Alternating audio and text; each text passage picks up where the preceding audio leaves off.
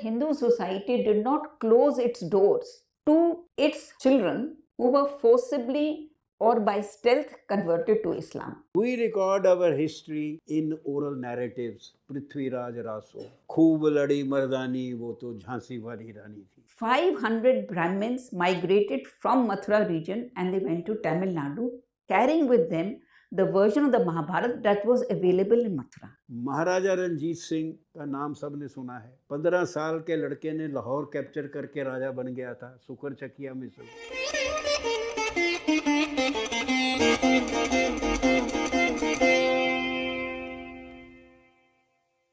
Namaste, Professor Kapoor. Namaste, Professor Jain. Namaste to the distinguished audience. I'm singularly conscious of sharing this day with very eminent people, Professor Kapil Kapoor and Professor Meenakshi Jain. I'll just read out their introductions for the information of the audience. Currently, Professor Kapoor is a member of PM's 75th year Amrit Mahotsav Committee. He is Member Executive Council, NMML, which is now called PMML. Professor Meenakshi Jain is a historian who's been writing on culture and religious developments in ancient and medieval India. She is currently Senior Fellow at NMML. She was Senior Fellow ICSSR and Member of Governing Council at ICHR.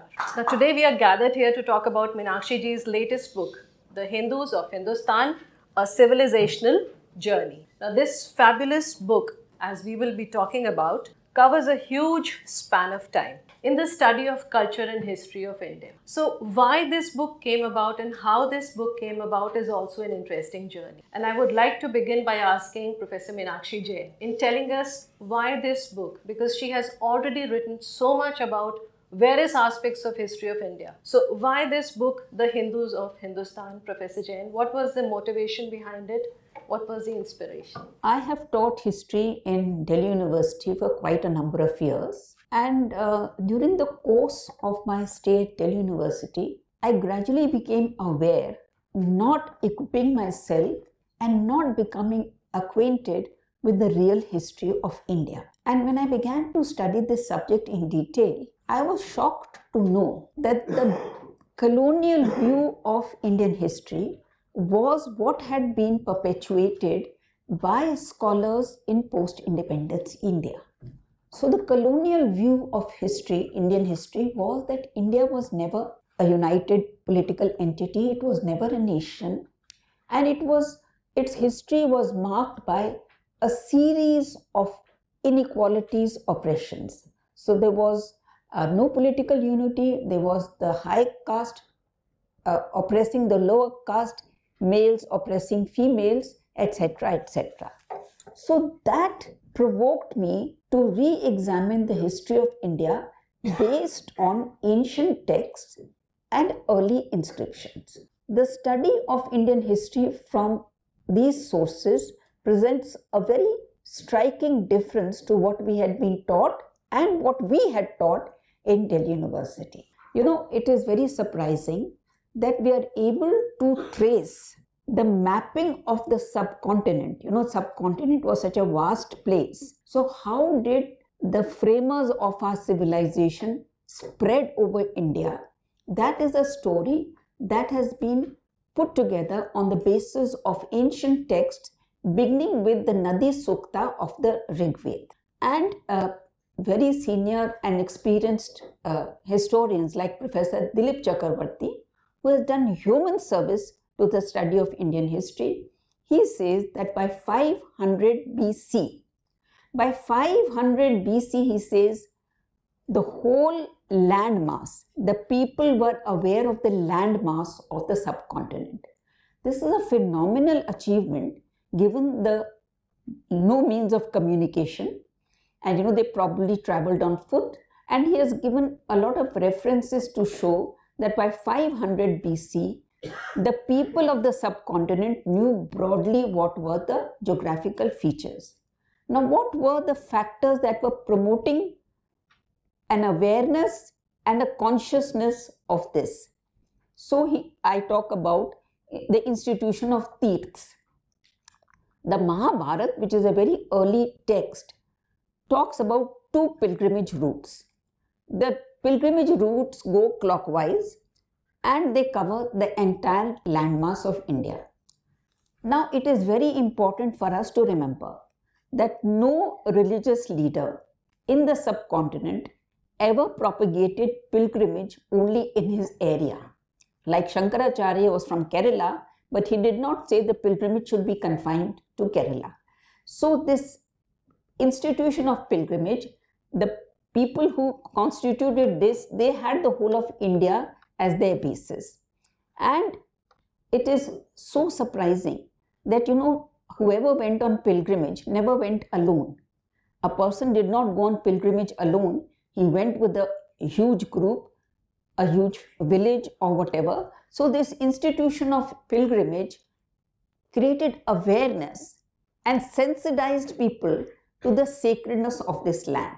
Now, it is very, very, very interesting that we have early expressions of reverence to this land, beginning with the Nadi Sukta, but the most important is the Prithvi Sukta of the Atharva Ved. This is 67 verses long. This Prithvi Sukta is 67 verses long. It is not just 4 lines or 5 lines. And those 67 verses, they describe the flora, the fauna, the institutions, sabha, samitis. This is the land where yajnas are performed. This is where the devas live. This is where the asuras were defeated. It is full of gratitude. And it ends by saying that, this land is mother to all. She is not mother to some and stepmother to others. She welcomes and embraces and nourishes whoever comes over here. So this, and then we have so many other ancient texts which are full of reverence. Vishnu Puran, they say that you have to take many, many rebirths to be privileged to be born in this land.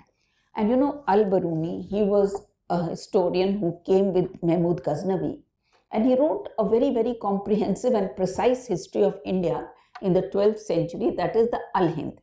And he says, he's observed this reverence.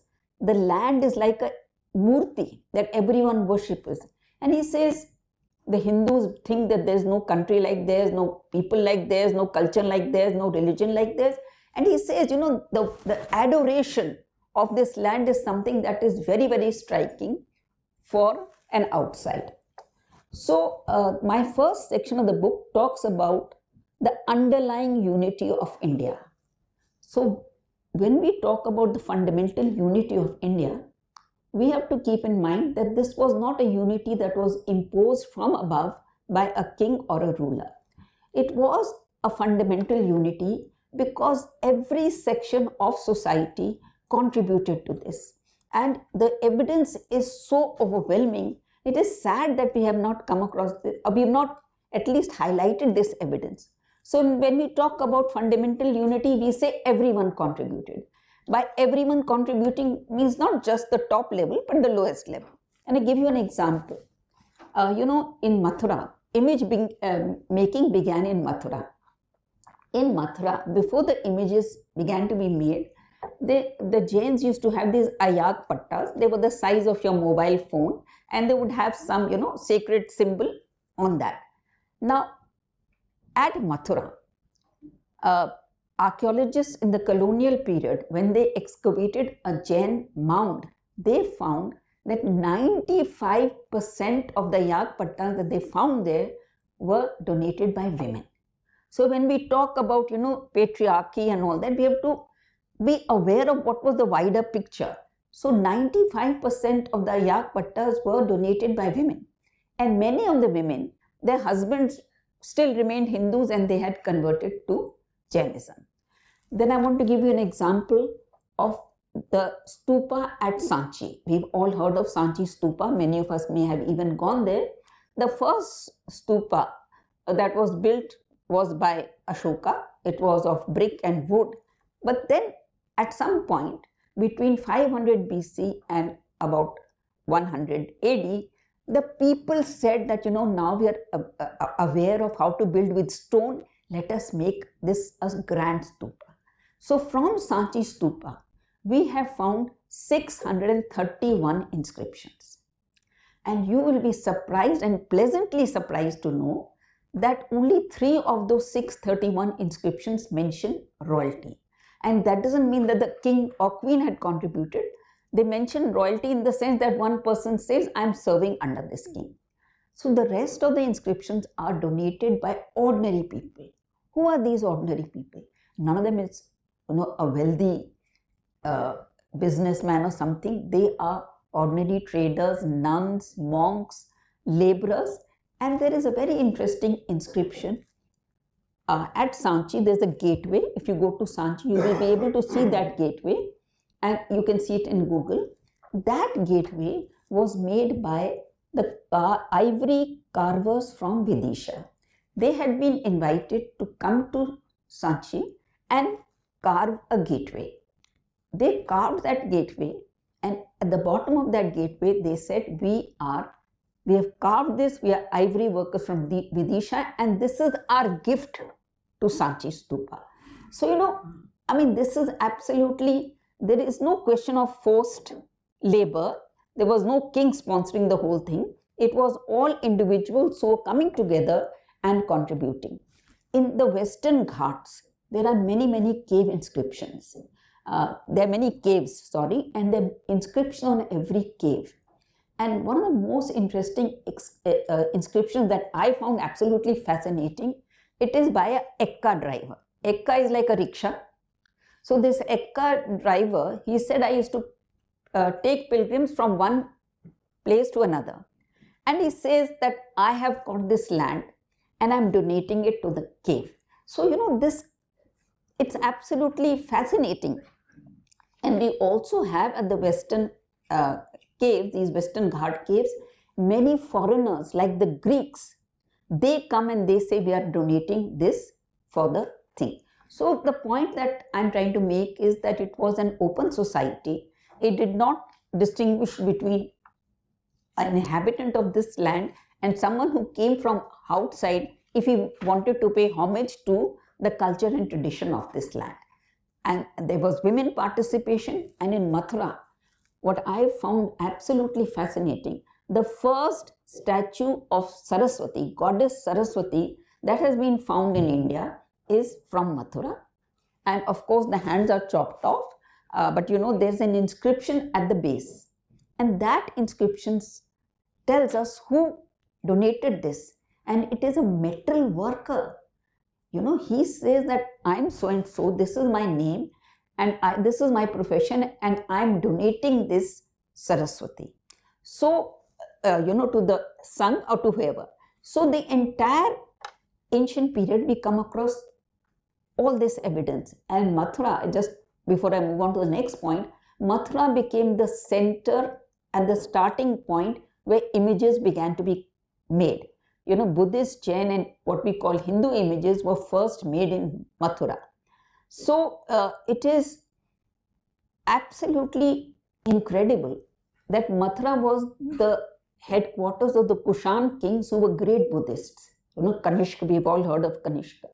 But the most famous, the most beautiful, and the most, now by today's yardstick, very expensive Buddha images from Mathura were again not by King Kanishka or members of the royalty. Again, it was ordinary people.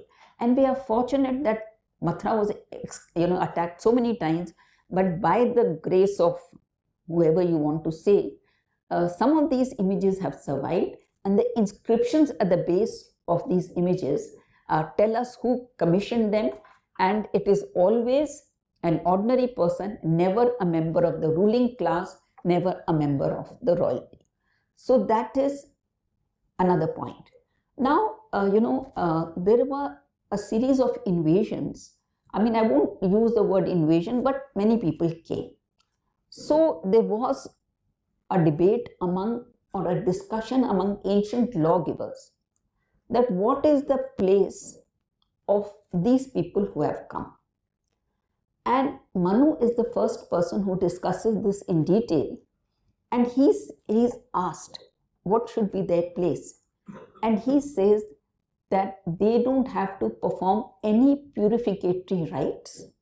They don't have to perform any, they don't have to change, and they don't have to observe anything. They have to just begin living like the rest of society, which means that if you are coming to Mathura and you're from outside, you just begin to live like the rest of society and you're embraced, part of that society.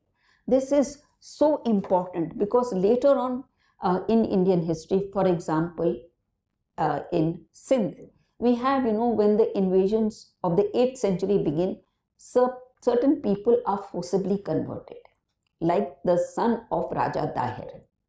But the moment the invaders turn their back, he comes back to his faith. He says, I've given up that and I'm back to what I was. So there was no compulsory purification or shuddhi rite. You could just come back and say, I am that. This is something which has very great relevance for the situation that we face today. You've all heard of the Vijayanagar Empire that was founded by two brothers, Harihar and Bukka.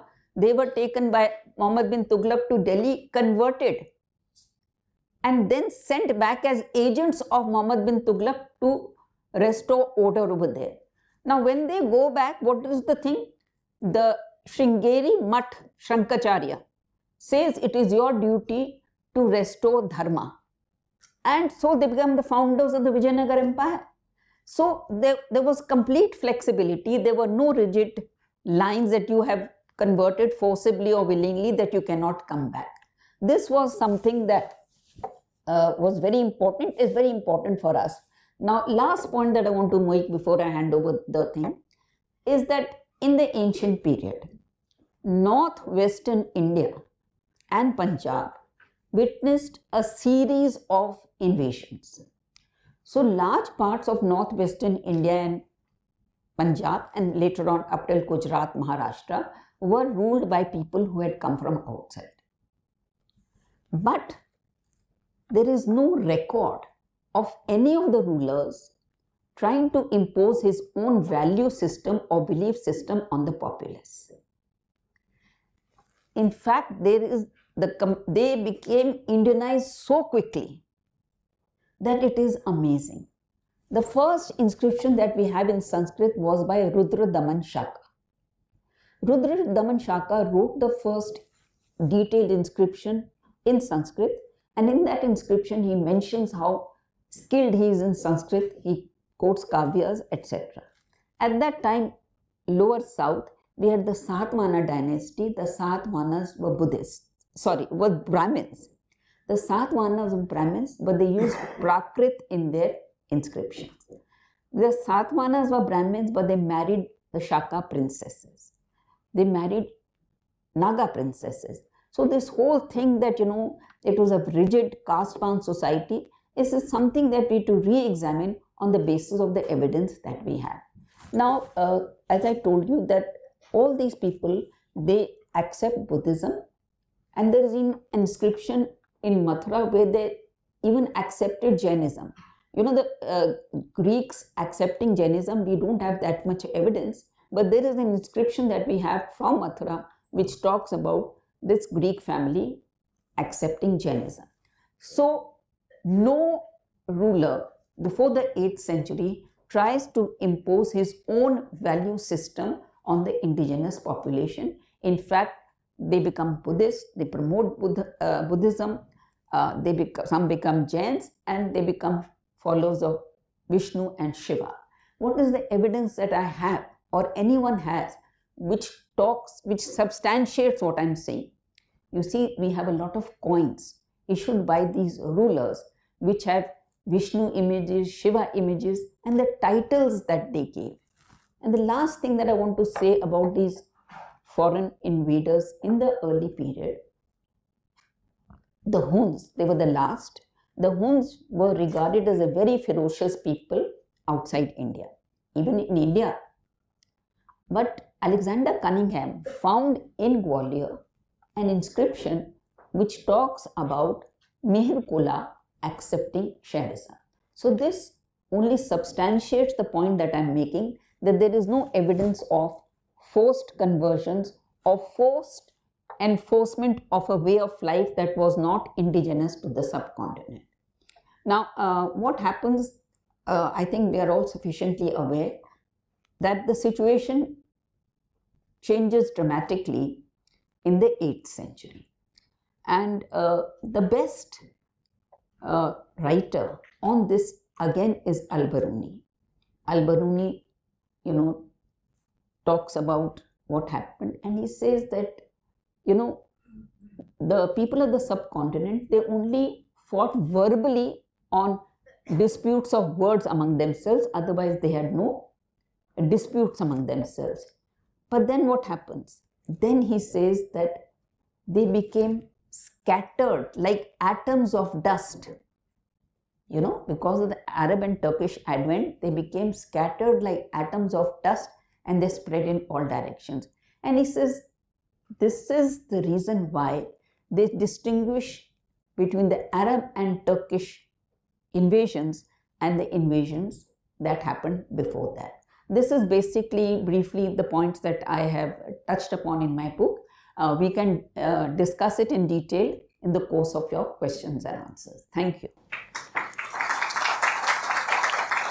Professor Jain, there's one little thing that I would like to take you back to. What you've mentioned in your book is the religion of the Harappan people. Now, it is surprising that no historians before the New Age, not the New Age, but the new revised version or the reclaimed version of history that we have now, has touched upon the aspect of religion and have not considered it important enough to consider history through that course and lens as well. Why is that? You see, this is a very pertinent question. Why it has not been done, I can only hazard a guess. And that is that a group of historians who have been dominant so far, they are very reluctant to acknowledge and accept a continuous civilization. Whereas, Harappan civilization was actually excavated in the colonial period, and the archaeologists who were involved in the excavations at various sites at Harappa, they included Indian archaeologists and of course British archaeologists. And all their papers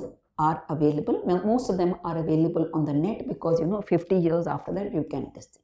And it is absolutely surprising. I would really urge some of you who are interested to read John Marshall's work on Mohenjo-daro. And by no chance can we regard him, I don't think you can accuse him of having any particular bias. And apart from that, the works of Indian historians, Indian archaeologists who were there. Now, they are very clear. They are very clear that whatever the religion of the Harappan people, we cannot call it Hinduism. Because we have no evidence of what they called it. Perhaps they did not call it anything. So, to use the term Hinduism for Harappan religion is incorrect because it is projecting back into the past a contemporary term which did not exist. But that does not mean that we cannot find tremendous evidence of continuities. For example, the famous seal, Shiva seal, proto-Shiva or whatever you want to call it. That is, and there are 2-3 seals which I have produced in my book where the Shiva is shown next to a shrine made of reed. So, I'm not saying that temples existed there, but these tablets that we have found, these seals that we have found at Harappa show a structure made of reed and Shiva or proto-Shiva is standing next to that.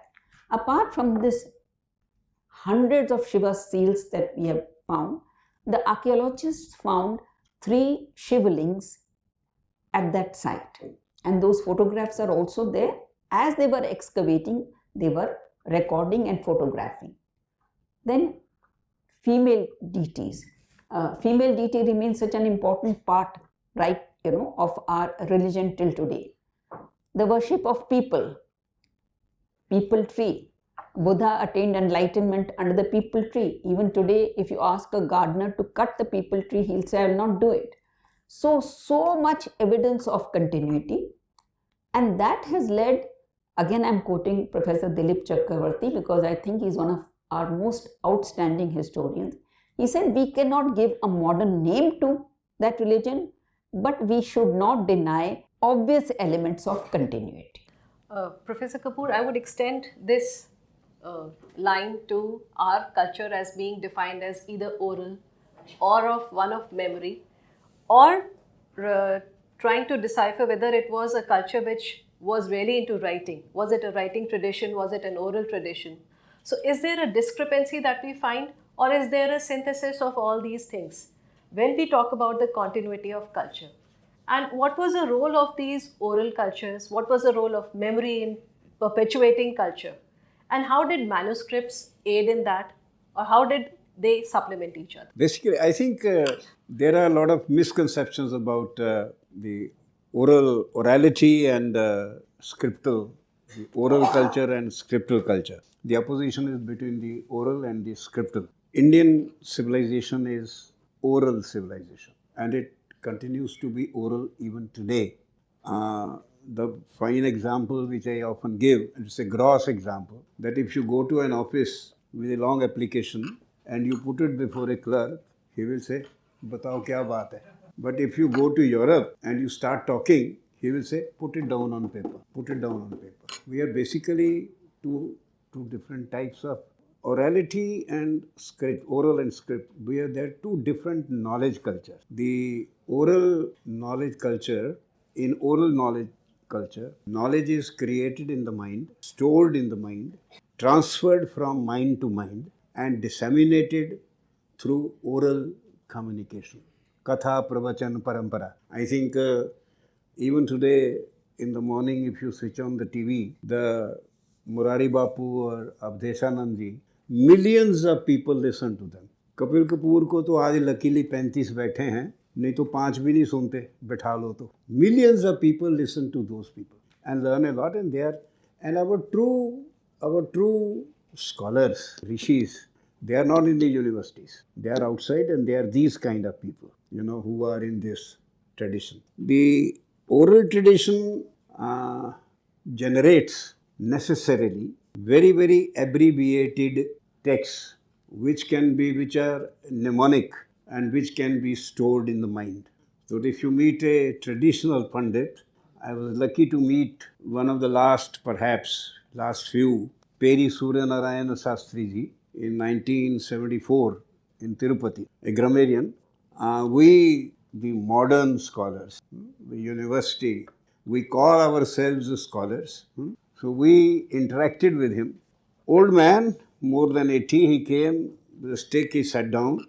For 4 hours we interacted with him. In those 4 hours, he didn't take a sip of water. He didn't move a bit, stayed steadily. He answered all kinds of questions, even from modern, perspectives. And he didn't even have a slip of paper in his hand. Everything was here. And as the human mind has 27 parallel processors, as against the computer which has 5, so everything comes as a flash.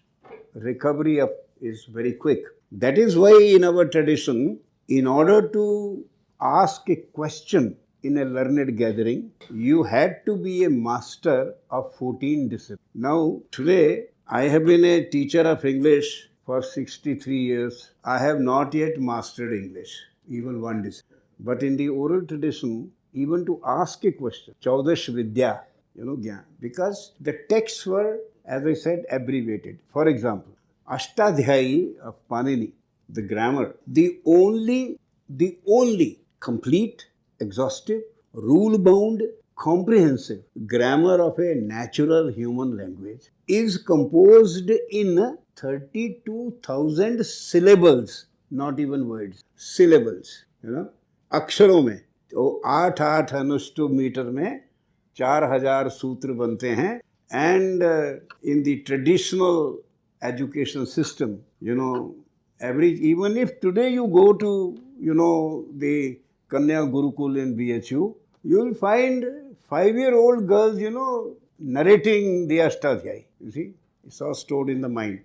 So the texts are small, naturally, because they have to be stored in mind. Great care was taken. They say that a grammarian was happier if he could reduce his rule by one varna, more happy than at the birth of his son. तो इतना उसरे लिखते थे.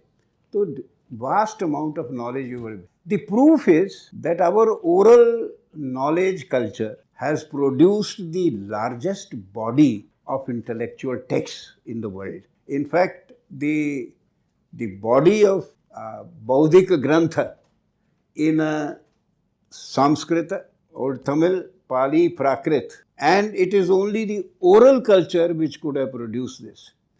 Now we have everything. You know, when Panini wrote his grammar 700 BC, there was no UGC, there was no ICSSR, there was no ICHR, there were no funding agencies, there was no computer, there was nothing. But today, people are trying to use his grammar for programming a computer.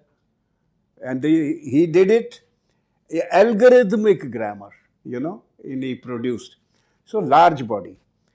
Now, the question whether, see, the problem with the scriptal, the Western civilization is scriptal. Moses, Moses, when he liberated the Jews from Egypt and they went to Judea, the Jews fell into bad ways, immoral ways. The cities of Gomorrah and other, which was struck by the wrath of God, bad ways. So Moses was very disturbed that I have freed my people and they have fallen on bad ways. So he went to Mount Sinai to meet God, and God came down halfway. So God gave him 10 commandments orally.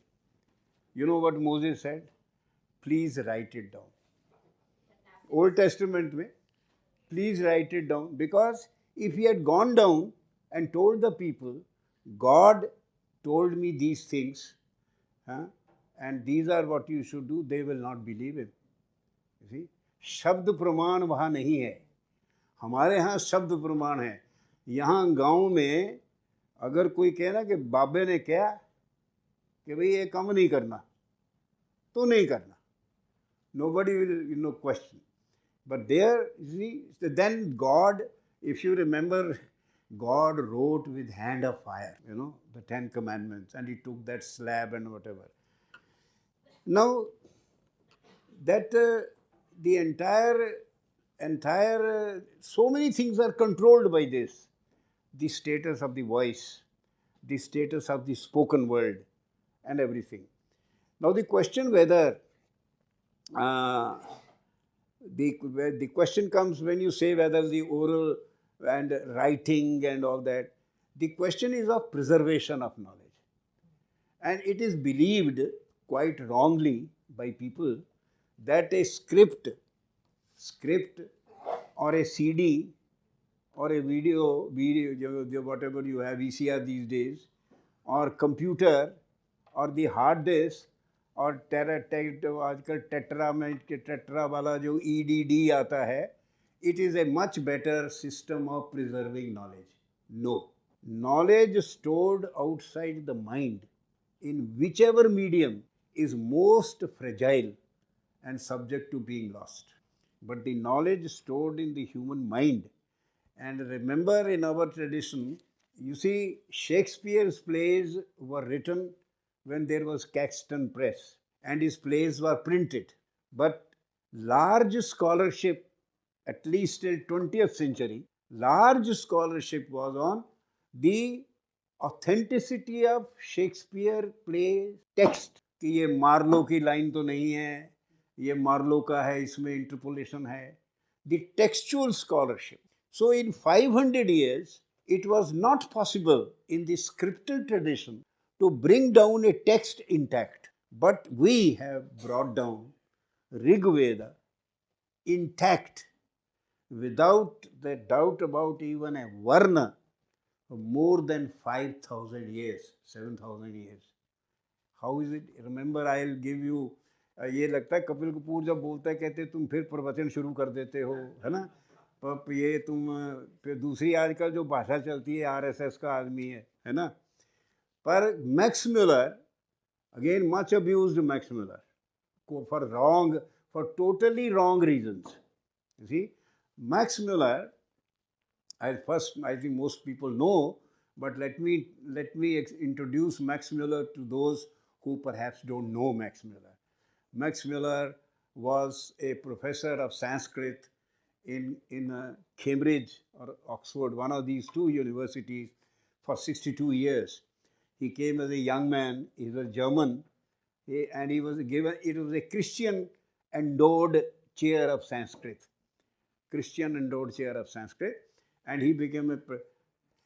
In 62 years, he constructed, put together. Remember, by that time, what was the state?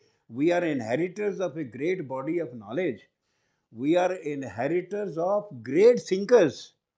But we today are among the poorest human minds. In the last 200 years, we have created nothing. In fact, during the Bhakti movement, we still created a lot. But since the British came, in 200 years, we have created nothing. Nothing. And the state, you see, when we appreciate Max Muller, we have to know what we were, what we are. You see, what we were. We could not read, Mohenjo-daro तो छोड़िए, अशोका की inscriptions नहीं पढ़ सकते थे. वो Prinsep ने पढ़ी, अंग्रेज ने आके पढ़ी हमारे लिए. हाँ, हमको नहीं आती थी पढ़नी. हमें ये जो धामेक स्तूप है सारनाथ में, उसके पास एक स्तूप था जो धामेक से 3 गुना बड़ा था. 3 गुना बड़ा था. तो 1794 में दी राजा ऑफ बनारस, उसने पैलेस बनाना था. तो उसने जगत सिंह अपने जनरल को कहा कि भट्टे लगवाइए, हम एक नया महल बनवाना है. उसने कहा साहब भट्टों की क्या ज़रूरत है, इतना बड़ा स्तूप बना हुआ है, उसको खोल लेंगे, उसकी ईंटों से बन जाएगा. और उसे खोल दिया. This was our attitude. This was the value we attached to what our ancestors had created. See? And it was opened up. उसमें से बुद्ध की अस्थियां निकली, जो आजकल सारनाथ में तिब्बतन मंदिर जो साथ ही बना हुआ है, वो तिब्बतन मंदिर में रखी हुई हैं. और विदिशा में you have a rock sculpture of Varaha अपने सींग पे अर्थ को जल से निकाल रहा है. The earth is portrayed as a lady. और इतनी ब्यूटीफुल स्कल्पचर है कि उस लेडी के बाल से जो पानी की बूंद गिर रही है, वो बूंदें भी कार्व्ड हैं. यू सी, तो beautiful rock side sculpture. The British resident told the Bhopal nawab कि भाई ये इतना ब्यूटीफुल स्कल्पचर है आपके वहाँ, you have some of the finest. Max Muller ने 23 ग्रंथ हमारे लॉस्ट, टूटी फूटी जली हुई पांडुलिपियों को इकट्ठा करके 23 ग्रंथ बनाए. 23. एक सुखतांकर ने महाभारत का टेक्स्ट बनाया है, और कई स्कॉलर्स ने मिल के 1926 से बाद में नाट्यशास्त्र का टेक्स्ट बनाया है. अदरवाइज हमारे यहाँ किसी ने कुछ नहीं बनाया. जो ICS अंग्रेज़ बच्चे, 21 साल के बच्चे ICS करके आते थे, मजिस्ट्रेट लगते थे, और पता नहीं कितने लोगों ने उनके गैजेटियर देखे. वो गैजेटियर बनाते थे. वो मजिस्ट्रेट जो होते थे, मद्रास गैजेटियर, पंजाब गैजेटियर, कभी मौका मिले तो वो गैजेटियर देखिए. वो देखिए कि वो 21-22 ईयर ओल्ड इंग्लिश बॉय को कितनी इनवर्डनेस होती थी इंडियन लाइफ के साथ, कल्चर के साथ. I have seen an article on Adi Narayan by a magistrate, 22-year magistrate in Madras Gazetteer, which I challenge any Indian scholar to write that kind of article. इतनी मेहनत से उनको वो lecture देते थे मैक्स म्यूलर. जब वो आते थे, वो लेक्चर छपे हुए हैं, मनोहर पब्लिकेशन ने अब छाप दिए हैं. What India can teach us. कभी वो किताब पढ़िए. पर ये किताब जब बहन जी की देखी, तो मैंने कहा तो मैंने पढ़नी शुरू करी. आई कुंट लीव इट. 2 दिन में मैंने पढ़ी है, पूरी किताब पढ़ ली. It is such a gripping narrative, very gripping narrative, and more beautifully it is so beautifully illustrated. Pictures इतनी सुंदर हैं इसमें illustrated है. And the third virtue of this book, very important, क्योंकि हमारे यहाँ ये कहा जाता है कि भाई इनको तो इतिहास की सेंस नहीं है ना, इनको इंडिया को तो history, India has no history, as if India has no history. And our orality, our memory, you use the word memory, because our philosophy of history, itihasa, that is how it happened, it is recalled. In all history is a recall. It is poetics of memory. What the inscriptions, what the records, what the books do is simply a transfer, a transcription of the memory into this. Just as speech, as Plato says, writing is derivative of speech. So all the records are derivatives of the memory. But the basic mechanism of history is memory. But in the oral tradition, it remains. It is one of the important. It is the resource, but its expression, its recording is in a different way from the scriptural sense of history. While they record in all those things, we record our history in oral narratives. Prithviraj Raso, खूब लड़ी मर्दानी वो तो झांसी वाली रानी थी. We record our history in narratives. We record our history in race memory. महाराजा रंजीत सिंह का नाम सबने सुना है. 15 साल के लड़के ने लाहौर कैप्चर करके राजा बन गया था. सुकर चकिया मिसल का था. और 21 साल की उम्र में शाह जमान, अफगानिस्तान के शाह जमान को हराया. He defeated the Afghan ruler. The importance of Maharaja Ranjit Singh, by the way, Maharaja Ranjit Singh was not a Sikh emperor. He was the last great Hindu emperor. Please make this correction. Look at his map. Look at the map and look at the flag of Ranjit Singh's army. You see, it's a deep saffron with Kartikeya on one side, Hanuman on the other, and Ashtadurga in the middle. And he never called himself a Sikh emperor. His 4 generals, top generals, the Dhyan Singh Dogra, Balbhadra Gorkha, Diwan Amir Chand, and Hari Singh Nalwa, they say was a Sikh general. No, Hari Singh Nalwa belonged to the village Nalwa and was Uppal by caste. अगर आप कोई Shankar road में रहते हो तो Shankar road में उसके descendant जो चिल्ड्रन हैं, ग्रेट ग्रैंड चिल्ड्रन, उनका होटल है और उन्होंने पूरा वहाँ उसका हरि सिंह नलवा का पोर्ट्रेट लगाया हुआ है, उप्पल परिवार का ऐसे करके. It has become a pond, ऐसे काट के, and that pond is also under siege. Question is whether there is any possibility of retrieving Hindu lands? It's a very difficult story, but my answer will also be a little long. You see, as you said, the frontiers of Indian civilization extended till the Kabul Valley and beyond. In fact, Kabul was the capital of the Hindu Shahi dynasty.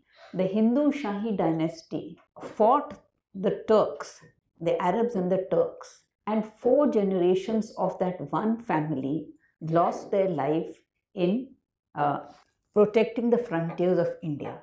So they did not give up the struggle. When Kabul was lost, then they shifted to the Salt Range. Hund became their capital, then Nandana, and finally they came to the Punjab area. The thing is that we have forgotten the heroic resistance that we put up. At the moment, I can understand your pessimism because it is a frightening situation. But 75 years it took the Arabs to capture Sindh. And when they had captured Sindh after 75 years, it did not mean that they had won Sindh forever. Sindh went on revolting. And the caliphs, when they got reports of their armies being defeated in Sindh, they were shocked because they were used to only successes in Iran, Iraq, everywhere else. The Arab armies had cut through civilizations like knife through butter. They met no resistance. But 75 years it took them to capture Sindh, and Sindh was not captured forever. It went on resisting. Now, as you said, it took the Arab and Turkish armies almost 4 centuries to establish a foothold till they reached Punjab. This is a story actually that we have forgotten. I don't know why we have forgotten, but a large part of it is still available to us. I'm not talking about oral memory, that's a separate issue, but through inscriptions. Now, how many of us remember that there was a ruler in Gujarat, Pulakesin, and his inscription, the Navsari plate inscription, records in great detail the fight that he put up. And I've quoted some of these inscriptions, but there are very, very many inscriptions which are all damaged, but which record the valor with which the people fought. And there was no question of surrendering. It never occurred to them to surrender. Jaipal, grandson, great-grandson, all died. And you mentioned the other rulers. It was a heroic struggle all the way. Now, one thing that I noticed in this struggle is that Hindu society did not close its doors to its children who were forcibly or by stealth converted to Islam. So Raja Dahir lost in Sindh. His son was converted, but when the Arab army went back, he at once came back to his faith. There was no purification ceremony, there was no Shuddhi ceremony. He just said, I'm what I was before, and he's accepted. And you gave the example of Harihar Bukka.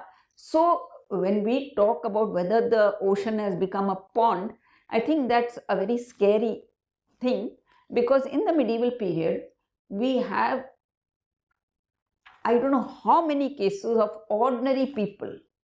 When the temples were being attacked, there was no way that they could be protected because the priests and the devotees had no armies. So what was the most precious thing in the temple? It was the Murti.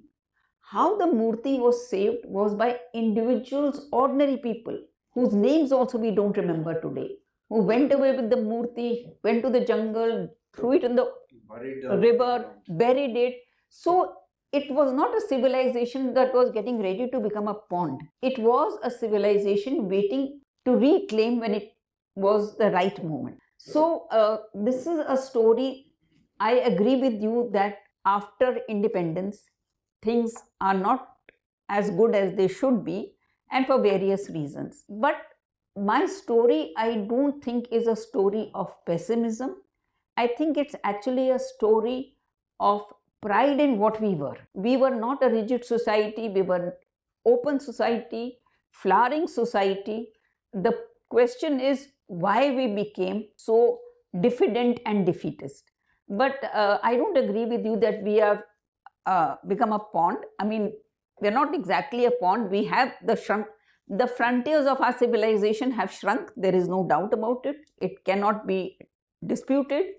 But I think that we will hold on to at least what we have.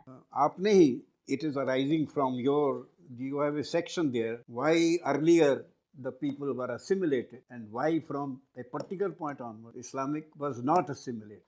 And the answer is also, you have given an answer is also fairly understandable. See, earlier the battles were about land, food, settlement, and if you go by epics, women. These were the three reasons for wars. But with the advent of Islam, the wars became wars of the gods, wars of the god. And it was an either-or. That is, Islam not prepared to live with your God. I am not going to allow you to live in the next house with your God. You have to live with my God. Now this is what I think Huntington meant by clash of civilization. No, and which civilization, leave aside the Indian civilization, which civilization has been able to effectively answer this? or meet this challenge? This is the question that I would like to ask, because I can't think of any civilization. I mean, we may have become a pond, but we are still a pond at least. There are so many civilizations which have just disappeared. I think the Jews, Yes, to some extent, yes. the Jews have. There are four clashes in the history, clashes of civilization. You see, there is the Jewish, the Zoroastrian, the Hindu, the Baha'is of late. And Baha'is have, as you know, they have come over to India. और यहाँ उन्होंने यहाँ मंदिर बना लिया, वहाँ नहीं बना सकते. This is our greatness. I agree with you. And also, you see, before Islam, it was possible because all these people who came, they were either nature worshippers or, and people with multiple gods like the Hindus. And it was a question of, and then India had a very great intellectual and cultural strength and the way of life. Because I remember that our civilization is knowledge centered. Our culture is value oriented. Our society is duty oriented, कर्तव्य परक है. And our way of life is celebratory. आजकल अपने रोज अपना आजकल नराते शुरू हुए हैं, तो I am luckily on the highway 24 my flat. I am very happy. All through night, there are people are singing and, traveling. So we are, even death is celebrated. So we are a celebratory culture. So the way of life and culture is such. And if some of you are watching Pakistan TV these days, look at the way the girls and boys talk there. They talk about India, they talk about even Sanatan Dharma, and they talk about how the life is much better. You see there. So there are maybe there are possibilities that appear. But Jews had one thing. उनकी जो integrity अपनी है ना, वो हमारे से ज़्यादा है. And secondly, they do not forget. They have not forgotten. Solomon का टेम्पल टूटा, that day from 2000 years, that day is a day of mourning for them till today. So they are not forgotten. But we have not only forgotten, but I don't know whether we forgive voluntarily or what. But I think we have found alternative. I mean, हमारा एक जो हमारे धर्म में जो क्षात्र धर्म था ना, वो तो कमजोर हो गया. But we are the Hindu society is today so money oriented. I mean, I don't think that anything matters more than money. But I think that you're not being very fair in comparing us to the Jews, because the Jews have their own state. I can't think that we can say that the Hindus have their own state. Not yet. And then the point is that imported ideologies, the Jews have been fortunate enough to be permitted, and they have adhered to their history, to their thinking and way of life. In India, our tragedy has been that once we got independence, we have given the greatest importance to the notion of secularism, whatever that may mean. And that concept of secularism, the state promotes that. And I think that has been a major factor in enfeebling the Hindu community. Secularism is very simple. It is only anti-Hinduism. Yes, that's what I'm saying it politely. I had kind of thought over this when Meenakshi ma'am, you and I spoke, and you asked me what was my impression after I had read this book. So I had kept it for the end of this conversation, but I think it's relevant to say it now, that the various attempts like this gathering, or even on the social media, the kind of conversation that we see about Hinduism is, I think, the effort of the Hindu self to recover itself, to rehabilitate itself. It is like the self has walked into a hall of mirrors, and there is only distorted images and reflections that one sees. Once the self walks out of that hall of mirrors, which I think is numerous things, it is colonialism, it is these attacks, it is these invasions, it is perhaps various arms of the state which have suppressed the Hindu aspirations and the Hindu thought to such a degree that finally we are trying to struggle and come out of this hall of mirrors and find ourselves a mirror that is not cracked. Because till now, whatever we have seen is a very fractured self, or a very fractured image of what we really are for millennia. But now I think we are coming to a platform, we are coming to a state where we are able to see ourselves clearly, or at least we are trying to see ourselves. I think that the recovery process is actually still quite feeble. That is mainly because the educational institutions have worked systematically against Hindu society, Hindu civilization. And when I say Hindu society, Hindu civilization, I have to clarify that it was never against anybody. Hindu civilization was never against anyone. Now, what has happened is that it has become enfeebled because of 1000 years of our history, whichever way you want to interpret it. The recovery is very feeble, I agree with you. But as an educationist, I find a ray of hope. I think you may disagree, in social media, because there are so many young people who are trying to discover their community history, their region's history, their own history, minus the blinkers of academia. And you have so they are people who are bypassing the left historians and creating their own history. Now I'll just give the example of Maharashtra history. There is a person who, I'm sure many of you have heard of him. He is Dr. Kulkarni, Uday Kulkarni. Now Dr. Uday Kulkarni is not a historian, but because he is proficient in Marathi and he was so committed and determined to bring back the Marathas to center stage, because we have just pushed them aside. So he got thousands and thousands of original documents photocopied, and he has single-handedly revived the glory of the Marathas. So now there's no point in just blaming the state or saying, it is for each of us to contribute in a way to the greater India. If you're from the Northeast, you know the languages, find the documents, recreate that history. So, apart from the Mughals and the Sultans, there was nobody occupying the pages of our textbooks or history. So it is for us to bring back forgotten heroes, forgotten valiant sons of this land. And I think that social media is just one ray of hope. I don't know how strong it is, but that's the way. In fact, you have given the exact cause. It wasn't that bad before 47. It wasn't that bad because, there were great centers of Sanskrit learning, great scholars of Sanskrit. And even in 1950, when Somnath was consecrated by Sardar Patel, it was possible to take 250 Ved Pathis there. Today, you will not be able to find even 5. So in 70 years, we have done so much damage. Now by we, I mean, now that is a political history of India. How the Hindus were short-cheated. And by those who bore Hindu names because they were born in Hindu families. But we were short-cheated, very clearly short-cheated. And we didn't wake up. Maybe because, Angrez gaye, euphoria, and somebody kept on blaring, freedom struggle, freedom struggle. There was only one, my grandfather, who used to tell me there was no freedom in Amritsar. He told me, koi jo freedom struggle, kuch nahi thi. I said, why?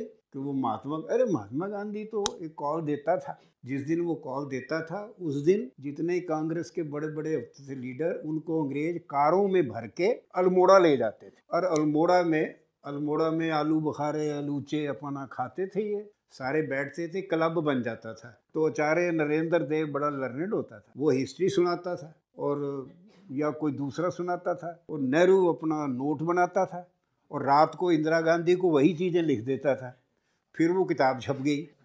ये my grandfather. And then I compared chapters of letters from father to a daughter with H.G. Wells world history. आप भी करके देख लेना, then you will agree that my grandfather was not telling a falsehood.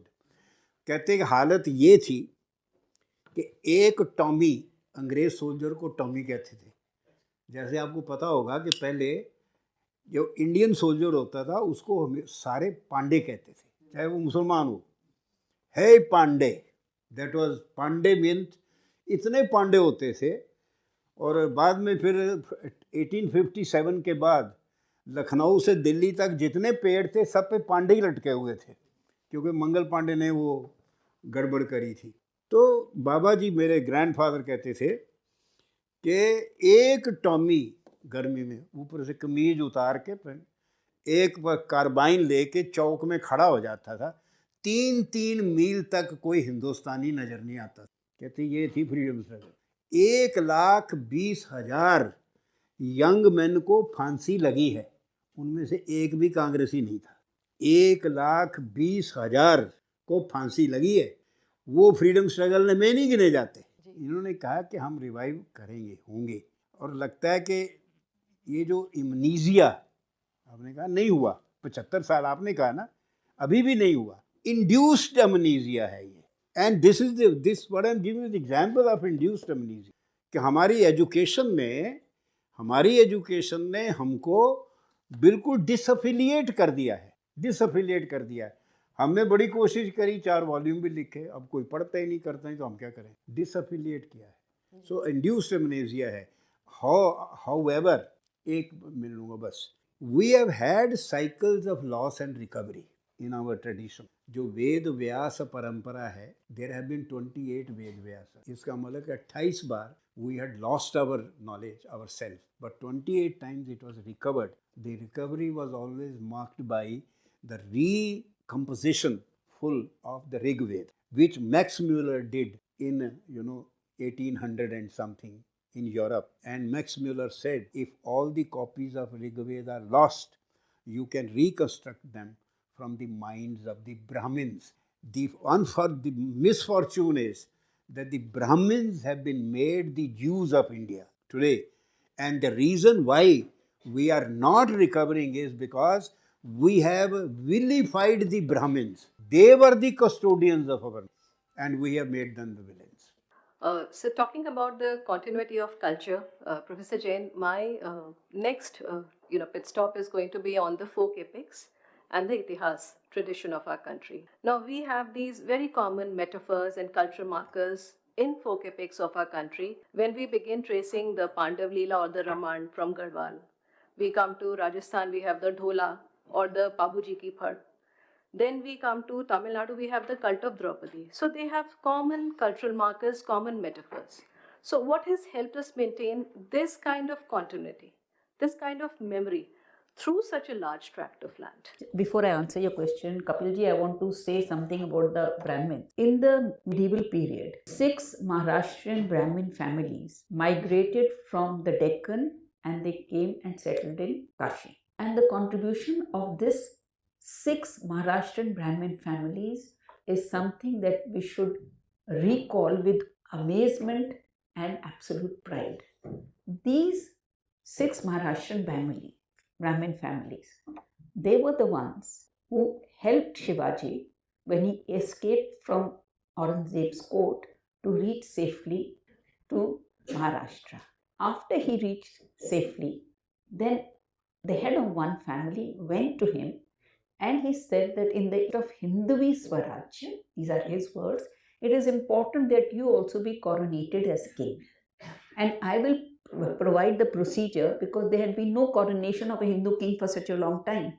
So he came back to Kashi and prepared that draft of what are the steps to be taken for the coronation of a king.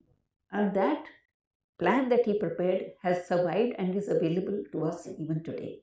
And then when it was ready, he went to Raigad and presided over the coronation of Shivaji.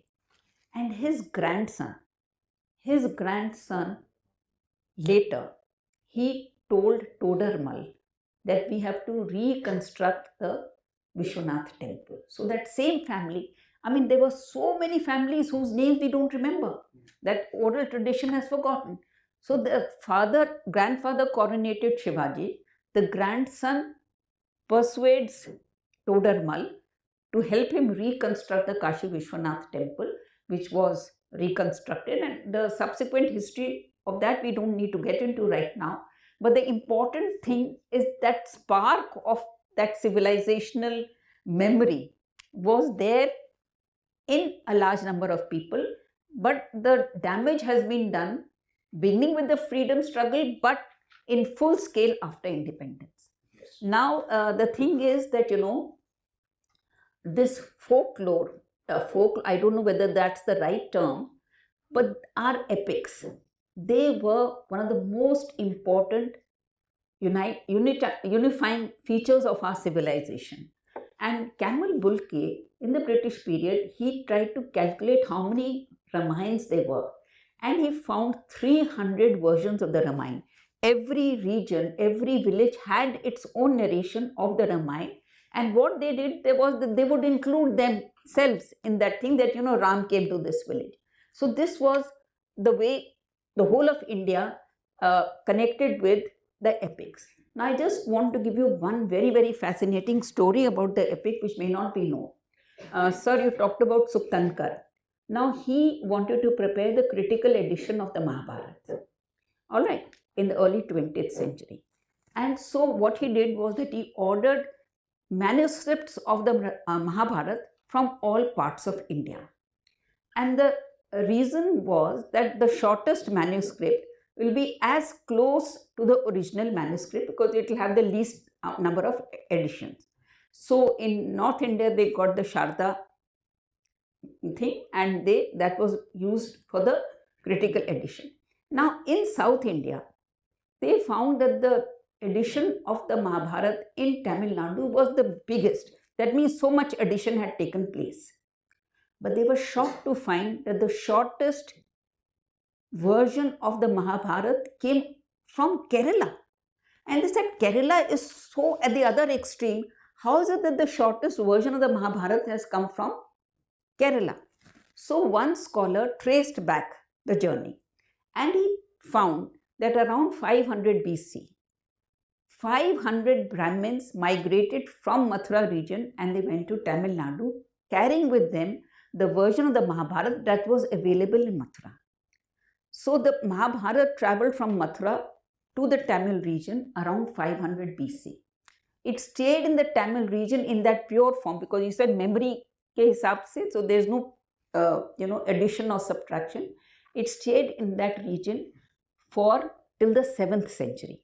7th century May, there was an internal upheaval in the Tamil region. So these families of Brahmins, they migrated to Kerala with that version of the Mahabharata they had brought from Mathura in 500 BC.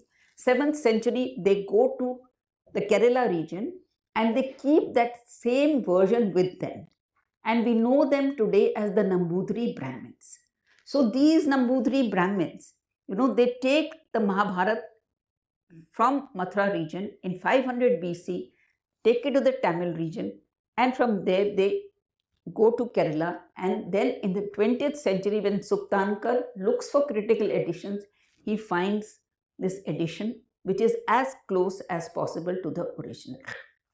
So the point is that the epics, whether you call them a folk tradition or greater tradition or lesser tradition, there was no part of India that they did not permeate. And everyone knew of the stories of the Ramayana and Mahabharata. There used to be these, in the villages, they would have these, open readings of the Mahabharata for many days or the Ramayana. They would participate in recitation, in enactment of scenes. So all these things are the ones that helped to give us a cultural continuity and that embraced every section of society. मैंने पहली बार महाभारत 1950 में हरिद्वार में कुंभ मेले में सुनी थी. I was a 10-year-old boy. हर मेले में पहले मेले लगते थे तो मेलों में या भागवत कथा होती थी, महाभारत कथा होती थी, रामायण कथा, राम कथा. हमारा एक ये भी विश्वास है कि रामायण तो सिर्फ एक है वाल्मीकि की, बाकी राम कथा है. राम कथा हजारों हैं इस देश में, जगह जगह हैं. पर जहाँ मेले होते थे, कॉन्ग्रीगेशंस होती थी, वहाँ ये कथाएं होती थी. कथा प्रवचन परंपरा से ही ये चीज़ें फैलती थी. पर with the shift in the mode of education, with the downgrading of our own native systems, till some time, I forget the year, census जब अंग्रेज करते थे तो सेंसस में वो योगी बैरागियों को भी गिनते थे कि कितने जोगी हैं, कितने बैरागी हैं, कितने संत हैं, ये हैं, जो कि हमारी सरकारों ने बंद कर दिए बाद में. So all the means by which our culture used to remain alive in spite of oppression, they have gradually become restricted. अब बंगाल के हर गांव में मंदिरों में शाम को भागवत कथा होती थी. अब बंद हो गई है. जब से वो ज्योति बसु वो जब वो वीसी रॉय की सरकार गई, Now the point is that the glass is half full. So which side do you want to look at? You know, the half empty or the half full? things have to be done. Yes. Basically, we have to change our education. Yes, but that is a very long way off. I don't see any change in the education system in the near future. You talked about language as resistance. So I will just take up in the last 150 or 200 years, because it's not possible to go back further. What happened was that there was no state education till a particular period. Each area followed its own local language, and there was no interference, and that was the way it was. Actually, things changed dramatically for the first time. We think that, Macaulay brought English, but before Macaulay, there was an even tougher attempt to impose a language on the subcontinent. This was the first time that an attempt was made to impose a foreign language on the people of the subcontinent. This was done by Emperor Akbar, and he one day passed a law that Persian will be the sole language of administration at all levels. Even the village patwari who kept revenue records for the state had to learn Persian. So overnight, before this, there was no one state language, state promoted language. Now, how do you, educate a people in a language overnight? So what Akbar did was that he brought in a large number of Iranians from Iran, and he revised the madrasa curriculum so that people could learn the language very fast. Now, and we all are speaking English today, but we cannot say that we are speaking Queen's English. We cannot say that we are speaking English the way it is spoken in England. And we have brought in so many of our own words into English. So it's not Queen's English, it is Indian English. But Akbar was very keen that Persian retain its purity in pronunciation. So only the way a word was pronounced in Persia, that way it should be pronounced in India, and no Indian word should enter the language. Now, if a non-Persian speaking person is going to speak, then there are many words that he will not know what is the Persian equivalent, So he got dictionaries prepared for these people. And that was the state that continued up till the time of Aurangzeb. So Persian remained an imported language. It remained a language divorced from the subcontinent flora, fauna, idiom, weather. It was Persian poetry was talking about weather in Persia. That was the way it was. Now, what happened was that after the death of Aurangzeb, the Mughal state was not as powerful as before. So Persian, it could not enforce Persian on the people. So there was a need to find another alternative language. The natural choice should have been Hindavi. Hindavi was a language which was naturally evolving in the subcontinent. It was not focused or located in one region and was freely borrowing from every region. But the intellectual and religious elite in the capital, they had a problem with Hindavi, and that problem was it had a large number of Tatsam and Tadbhav Sanskrit words. So what did they do? So a systematic campaign began, a movement began to remove all Sanskrit words and to replace them with Arabic and Persian words. And the language over a period of time became so complex that it was difficult to understand. But I'll give you an example.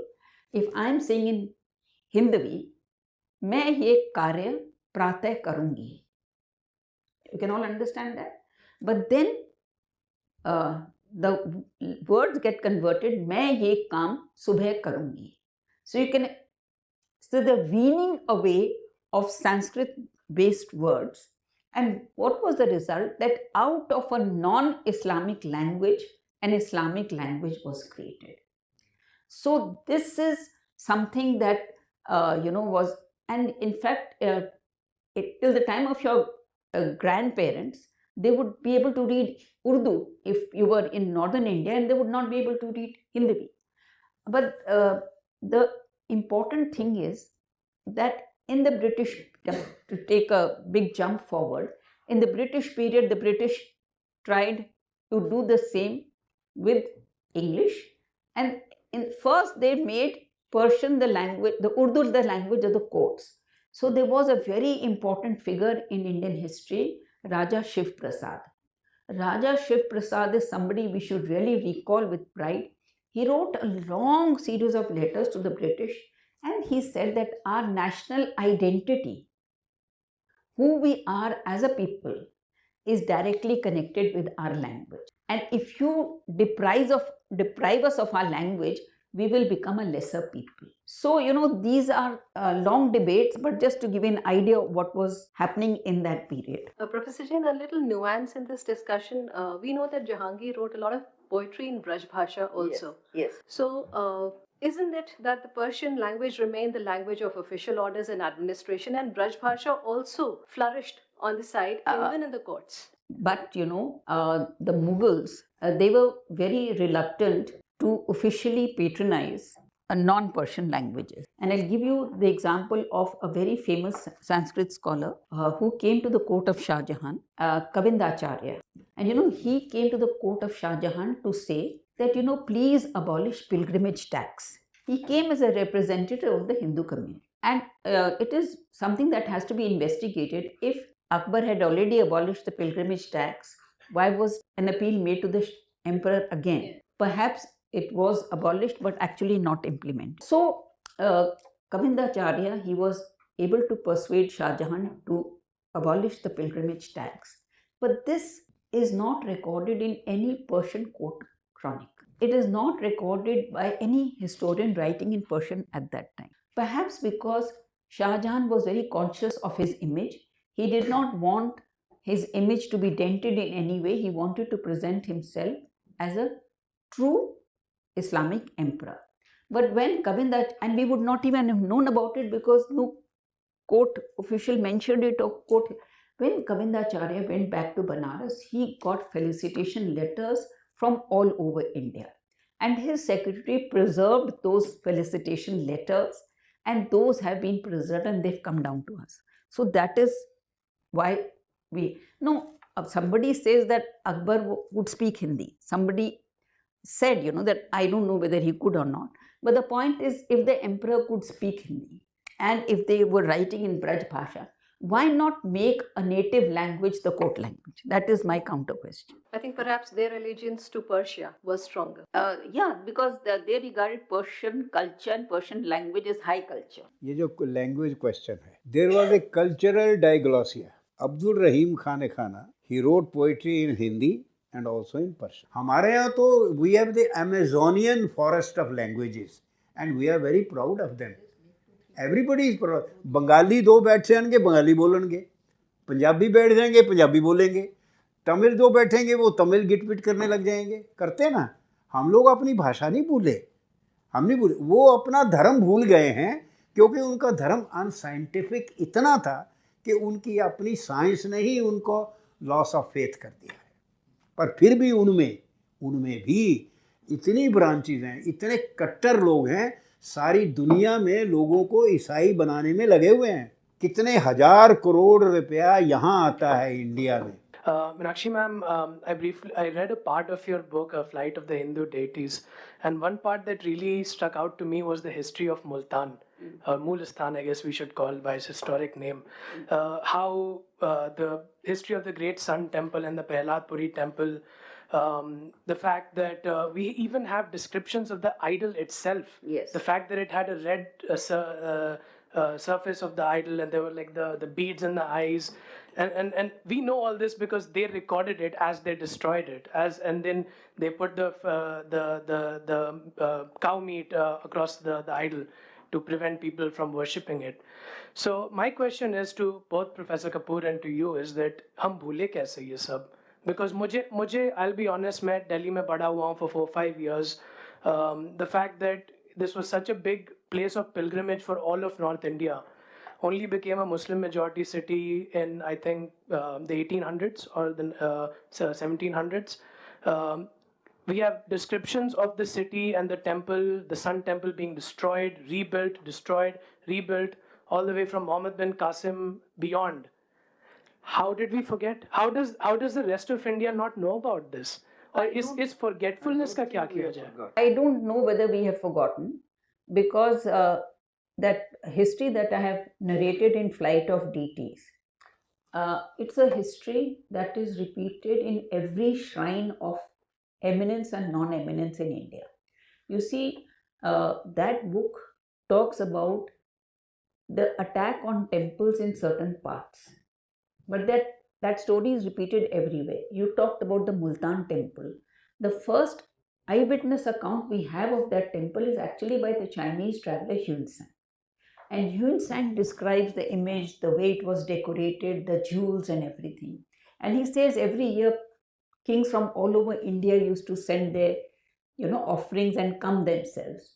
So the interesting thing is that the series of attacks on the Multan temple have been recorded by Arab and Turkish and Moroccan travelers who came to India over the period of time. And what they say, because Yun San talks about a golden image, then Al-Banuni records that the image has been destroyed and the temple has been destroyed. About 100 years later, we have a Moroccan who comes and says that these people worship a wooden image of the sun. So, they didn't give up sun worship. They gave up the image of the gold because it was not there. They bought a wooden image. And whenever an invasion used to come, they used to run away with that image. So that story of protecting the image, and who was protecting the image? Not kings or queens, but ordinary bhagats, ordinary priests. So this is a story that is repeated again and again. Now, at some point in our civilizational journey, I think particularly after independence, we were taught to be disdainful of going to temples. We were told that it is backward to worship. And those who were English educated were the ones who were the victims of this. And so we became averse. We lost our link with our heritage. I can say about myself, I was educated in a convent school. And though I came from a family which was very conscious, but in school I would feel very embarrassed when the teacher was teaching Jainism. She would deliberately point at me and she would say that, you people used to go around naked. That was not true. That was only true. But as a child, how do you respond? And I still remember that she would talk about Gandhari. And she would say, she had 100 children, to present her in a very, very negative. But as a young child, how do you respond? And the seeds of being alienated from your heritage begin at a very early age in English educational institutions. It takes a long time to overcome that heritage and to find your roots again.